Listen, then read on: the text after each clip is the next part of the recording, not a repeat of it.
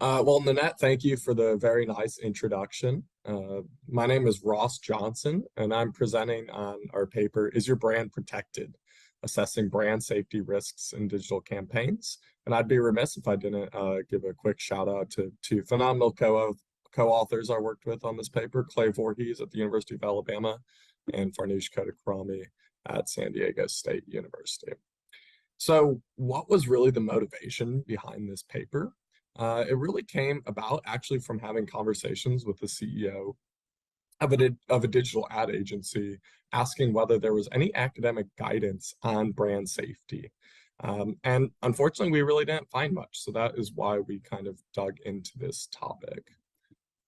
So before we really get into brand safety, particularly, I think we need to take a quick step back. And I know to this audience, this is probably pretty well known, but basically just describe what programmatic advertising is and how commonplace that is these days. So basically, programmatic advertising is just leveraging automated systems to source, bid, and place brand advertisements. So that is advertisers giving up some sense of control and allowing algorithms to determine where their ads are actually being displayed. That is the predominant method at this point of digital ads. So about $70 billion in annual spend. And like I said, about 86% of that total spending is in this space. So although it's great, it makes some advertisers' jobs a little easier. The risk is what we call brand unsafe imagery. So for example, we have a couple exemplars here, and I do want to give the caveat that any of these images are just used for educational purposes. These are not necessarily ours, but it'd be your brand being displayed in something like these yellow squares or rectangles next to stuff that could potentially be damaging, right? So news story about the brutal IS regime, sex, marijuana. And actually, this is when these concerns really started. These were similar concerns to why certain brands actually pulled spending away from YouTube a few years ago, because they had seen that their brands had been displayed next to offensive content such as this, but nobody knew whether these effects were actually damaging brands or not. So that's why we kind of dove into this research. So our research design was across two studies. First, we did a practitioner understanding of brand safety, and then we actually took some of these learnings into a laboratory experiment and looked at the relative effects of these contexts on these brand evaluations. So first, I'll focus on this practitioner survey. So we were fortunate to partner with a company called Sentiment, in which we were able to only ask this survey of individuals that had at least control over at least $10 million in advertising spend. We found a total of 223 participants after cleaning the data that represented a range of industries and a range of roles. And we'll kind of dive into what some of the results were and what we asked them. So first, we wanted to understand whether practitioners and advertising individuals are even aware of the concept of brand safety, and how do they define it? How concerned are they with these risks? Are there certain types of content that they find most concerning or most negative? And then, are there any approaches that they're using to actually combat these brand safety concerns? And then finally, are there any differences between this level of concern between senior executives and practitioners at the manager and director levels, who are generally tasked with actually implementing some of these policies? So what did we find? First and foremost, there's a high awareness of brand safety, and there's a high concern for brand safety risks. However, executives are more concerned than the individuals at the lower levels that actually have to implement a lot of these advertising campaigns. And we overall found that people are willing to pay a large price premium if it guaranteed safe placement. And we'll touch back on that here in the managerial implications section, because we just saw something that Facebook implemented just recently as well, kind of based upon this. But we decided There wasn't really any academic literature on this, so it'd be great if we could at least define brand safety, given some of these definitions that we were provided by some of these individuals. And so what we arrived at was this definition here. So brand safety is the marketing strategy to ensure that online marketing investments are not served in environments, whether those be websites, videos, social media streams, that conflict with a brand's image. And then we can see on the right side of our screen here, the different levels of concern based upon content type. So first and foremost, nudity or child abuse, and then extremist hate speech or terrorism are the certain content types that individuals are most concerned about. And the different bars represent executives versus managers, directors. And we can find lower down on this list content that we would describe as negative news stories. And that's actually the content that we used in our experiment for a couple of different reasons. And we'll get to some of that in a bit, but primarily it was just because we thought that this would give a conservative test of these effects, right?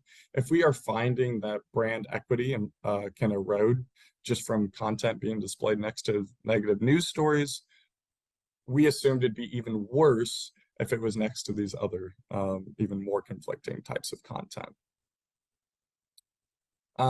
But as well, we asked these individuals, okay, you're aware of brand safety, you know what this is, you seem concerned about brand safety, what are you doing to try to combat it? So we really came across 4 different main types of strategies: not advertising on specific domains, dedicating a third party for actual external monitoring of their advertisements, an individual within the company that was dedicated to internal monitoring, and then just kind of an ad hoc internal monitoring. Occasionally someone would go look at these things, but it was not their primary responsibility or their only role in the firm. We found about 58-ish% used one of the 4 strategies, 21.5% used 2 of them, a little over 15% used 3, and about 4.5% used all 4. So these are known strategies, but we can tell there are quite a few companies or individuals that aren't applying any of them, and only a few that are really applying multiple of them. Additionally, I think a question that might come up in the Q&A would be, well, how about keyword blocking, where we say, hey, if this piece of content has anything related to this word, we're not going to advertise on that platform. That is also a common strategy. However, there's quite a bit of evidence out there that that is not nearly as effective as we would hope, because if done correctly, it's almost too conservative. Because, you know, if with these keyword blockings, there's research that indicates that such a large percentage of articles, even at relatively benign websites like the New York Times, are not allowed to be advertised on if keyword blocking is used, because they might use certain words in the article.